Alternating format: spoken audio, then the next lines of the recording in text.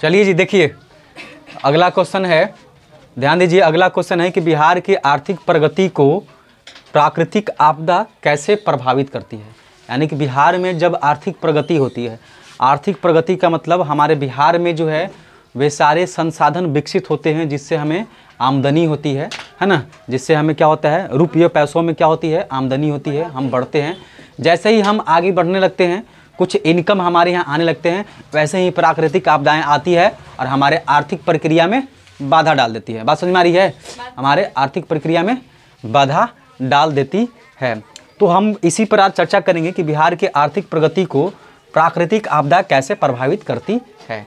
चलिए देखिए, जैसे ही हम कुछ करने लगते हैं, जैसे हमारा बिहार क्या है, एक कृषि प्रधान राज्य है ना। हमारा बिहार क्या है, एक कृषि प्रधान राज्य है। हमारे यहाँ 60 से 70% जो आबादी है ना, पहले तो 80% तक था, बट अब 60 से 70 है, तो कृषि पर आधारित है।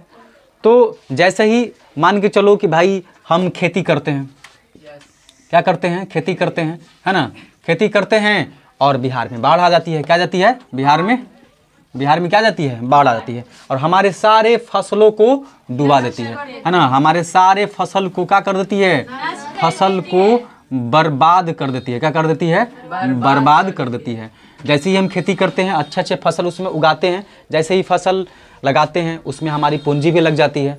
जो भी कुछ जो बचत होता है किसानों का, हम लगाते हैं उसमें, और बाढ़ आकर के हमारी फसलों को बर्बाद कर देती है।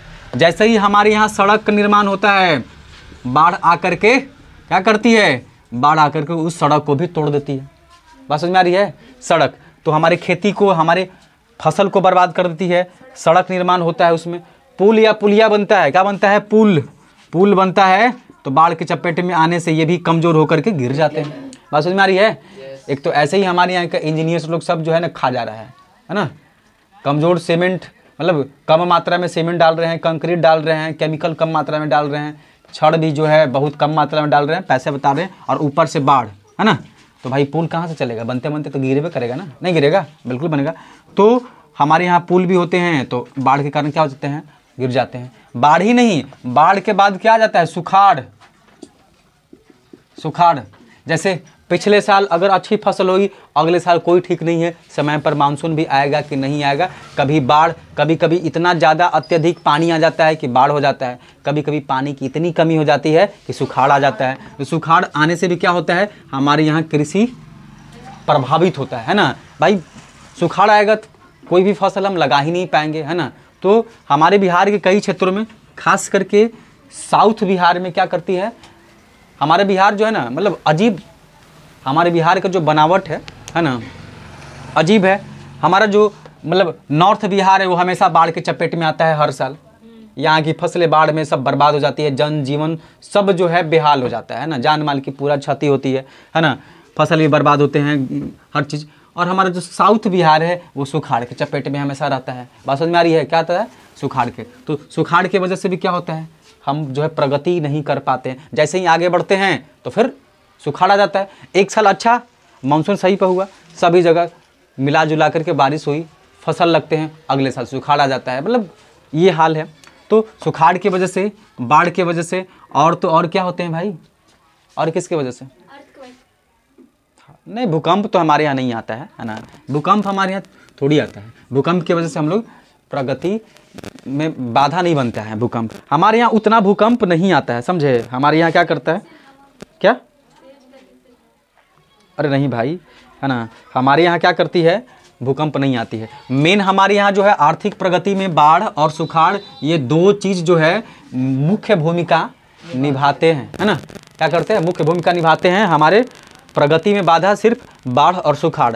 वैसे और भी कई सारी आपदाएं हो सकती है ना, जो अटेंडम या अचानक आ जाए जैसे, लेकिन हमारे यहाँ भूकंप से उतना ज़्यादा नुकसान नहीं आता है। मेन है हमारे आर्थिक प्रगति में बाढ़ और सुखाड़, जिससे हमारा क्या होता है, खेती भी होती है, सड़क भी, पुलिया, और भी हम यूँ कह ले तो भाई हमारे यहाँ जब बाढ़ आती है तो फिर घर भी होते हैं, घर मकान जो होते हैं उनकी भी क्षति होती है ना। क्या होती है, उनकी भी क्षति होती है। मुख्य रूप से अगर बिहार की बोले तो मुख्य रूप से बिहार में क्या होते हैं, सड़क, पुल और खेती सबसे ज़्यादा। कृषि क्षेत्र जो है कृषि क्षेत्र बाढ़ और सुखाड़ की वजह से सबसे ज़्यादा चपेट में आते हैं। ठीक है, तो इसको मिलाकर लिख लीजिए अच्छे शब्दों में, है ना। अच्छे शब्दों में क्या करना है, लिख लेना है। कैसे लिखेंगे एक बार फिर से, है ना। बिहार की आर्थिक प्रगति को प्राकृतिक आपदा कैसे प्रभावित करती है, तो हम बोलेंगे बिहार को, है ना, प्राकृतिक आपदा है इस प्रकार प्रभावित करती है कि जैसे ही हम जो है आगे बढ़ने लगते हैं, आर्थिक प्रक्रिया में हम आगे बढ़ने लगते हैं, वैसे ही हमारे यहाँ क्या करती है, प्राकृतिक आपदा दस्तक दे देती है। जैसे अगर हम खेती करते हैं, अच्छे फसल उगा रहे हैं, खेतों में फसल लगती है तो बाढ़ आ जाते हैं, सारे बाढ़ हमारे फसल को डुबा देते हैं, है ना, एक जगह से दूसरी जगह बहा करके ले जाते हैं। साथ ही साथ हमारे यहाँ जो सड़क बनती है, नई नई सड़क बनती है, उनको भी बाढ़ प्रभावित करती है, उनको आती है तोड़ देती है, कमज़ोर कर देती है।